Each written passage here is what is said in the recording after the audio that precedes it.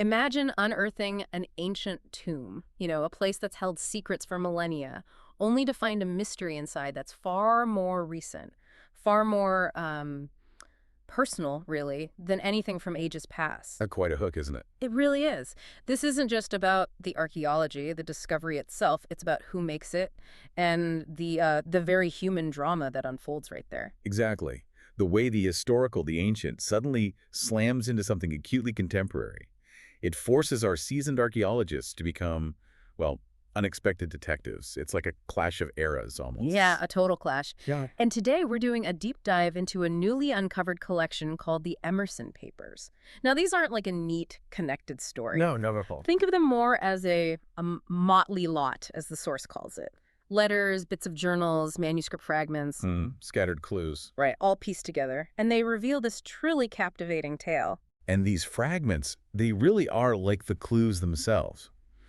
They let us, and hopefully you listening, connect the dots in a story that's, part archaeological dig, part detective novel. It's pretty unique. So our mission, then, is to navigate this complex world. You've got ancient history, modern intrigue. And try to pull out the most important nuggets of knowledge, the key insights for you, and maybe, just maybe, find some surprising aha moments along the way. Okay, let's get right into it.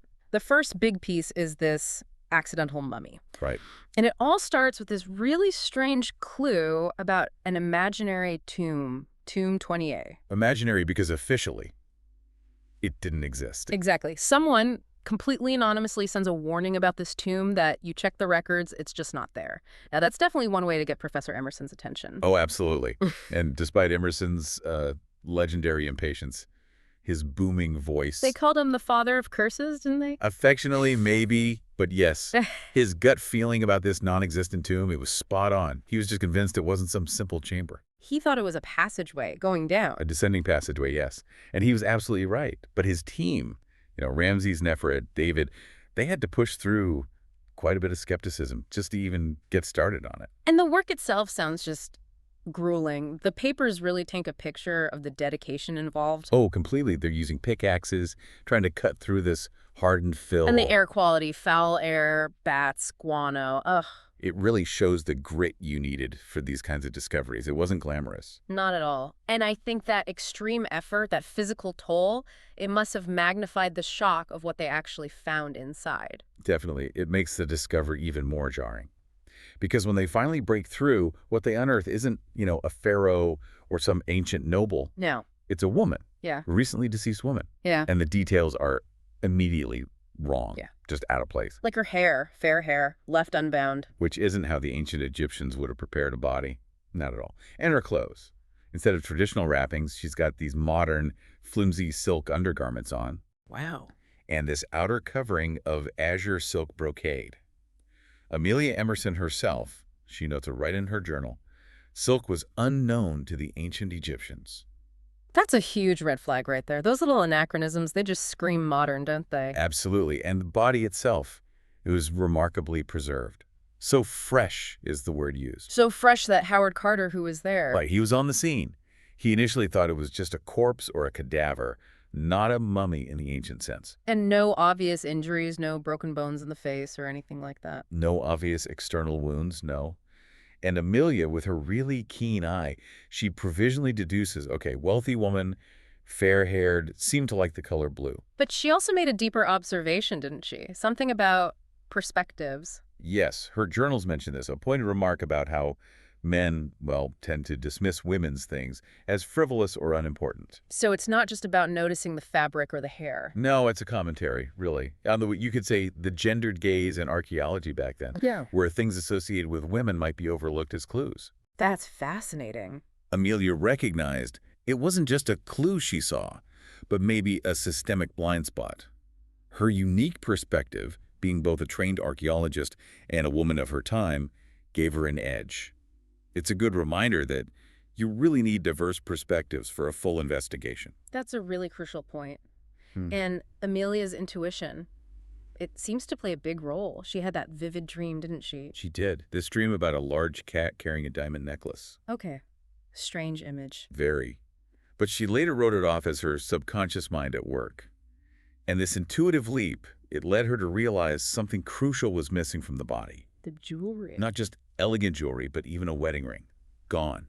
It's a pretty powerful example of how the mind, maybe even when you're sleeping, can connect these seemingly random dots. And that leap, that dream-inspired idea, it turned out to be right on the money. Absolutely. The missing jewelry plus some other information they gathered, it pointed them straight towards a Colonel Bellingham. Right, Colonel Bellingham. His wife, Lucinda, had apparently eloped.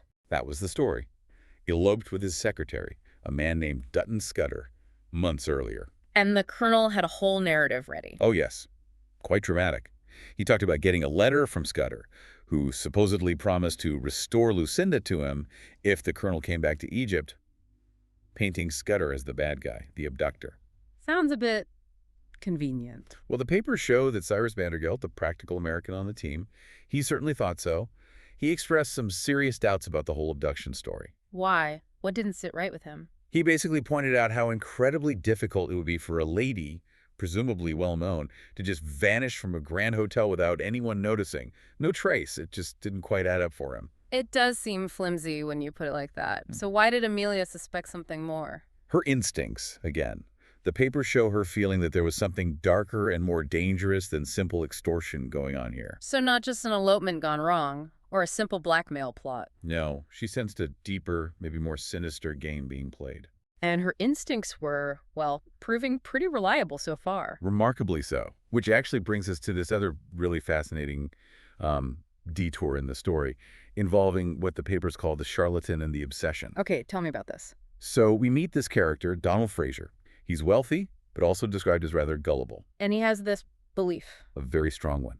He's utterly convinced he is Ramses the Great reincarnated. Wow, okay. And he's desperate, absolutely desperate, to reconnect with his lost love from that past life, a Princess Tashret. Right. And how does someone exploit that kind of belief? Enter Mrs. Whitney Jones, described as a very shrewd spiritualist. And her whole stock in trade, as they put it, is this Egyptian connection. So she's the one feeding his delusion. Expertly. She claims she can channel Princess Tashret for him, and she weaves these plausible and apparently quite profitable fantasies for her clients like Donald. Plausible how? Does she know her stuff? That's the thing. The papers make a point of saying she took the trouble to study the subject. She did her homework on ancient Egypt, so her clients couldn't catch her in, stupid mistakes. Clever. Deceptive, but clever. She's a master manipulator, absolutely.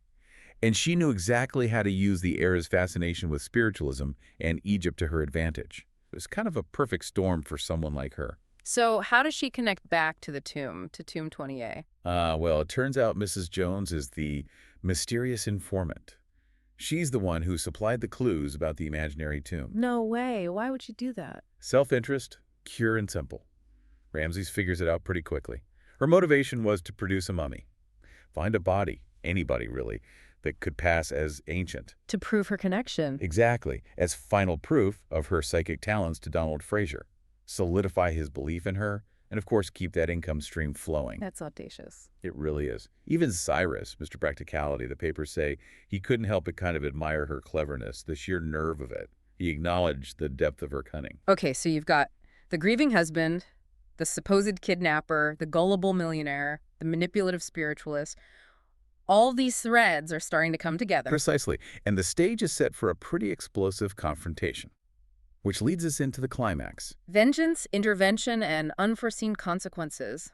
Sounds dramatic. It lives up to it. So to try and break Donald Fraser's delusion about being Ramses reincarnated, Amelia comes up with this daring plan. What'd she cook up? Enid Fraser, Donald's actual current wife, Okay. is going to impersonate Princess Tashret during a seance. Risky. Very. Ramses, who's always resourceful, he coaches Enid, helps set up the whole dramatic reveal. He even gets David involved. David, the meticulous one. What's his role? David creates this ingenious visual effect, an amorphous pale shape appearing at the window using just a white cloth. Very clever stagecraft. So the seance happens. How does it play out? Oh, the tension is palpable reading the accounts. You've got Mrs. Jones doing her usual theatrical performance. Unaware she's being played. Completely. Then David pulls off his spooky visual effect at the window.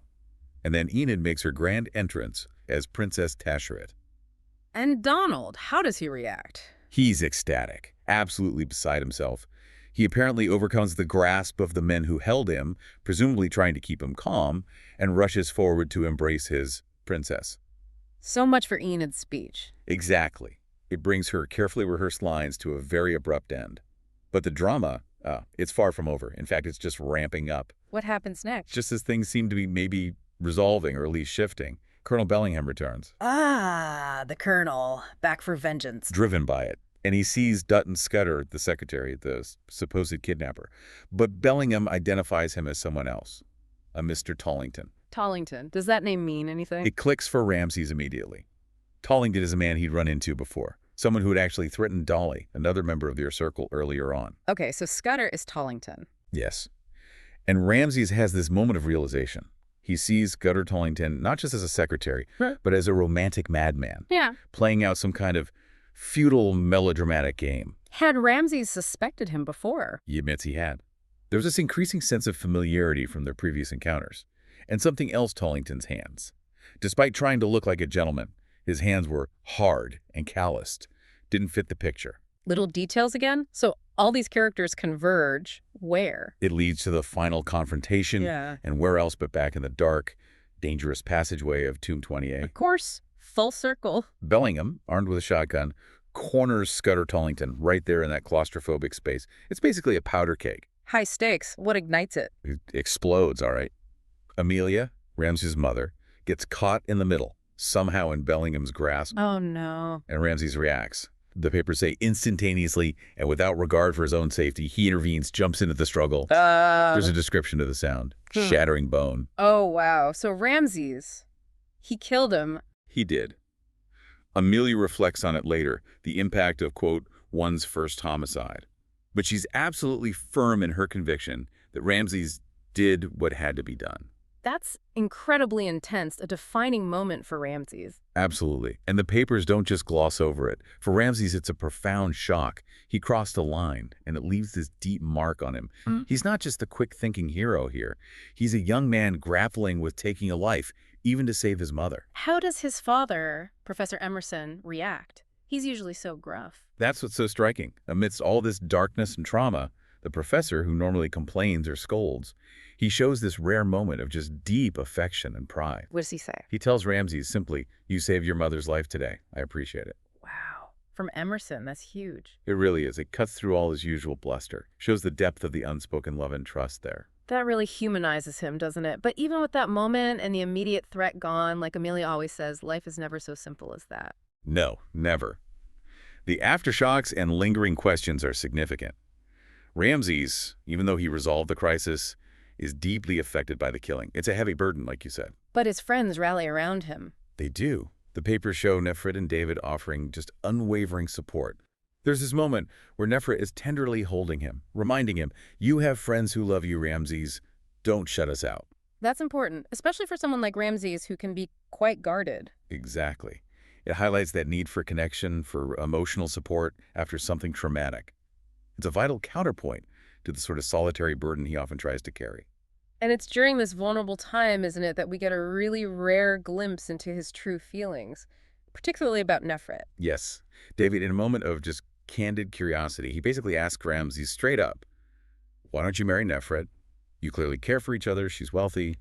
What's stopping you?" And Ramses' answer is quite something. It is. He uses this poetic metaphor about offering someone like Nefret just a crust of bread when she deserves so much more. What does he mean by that? It's not about money, is it? Given her wealth.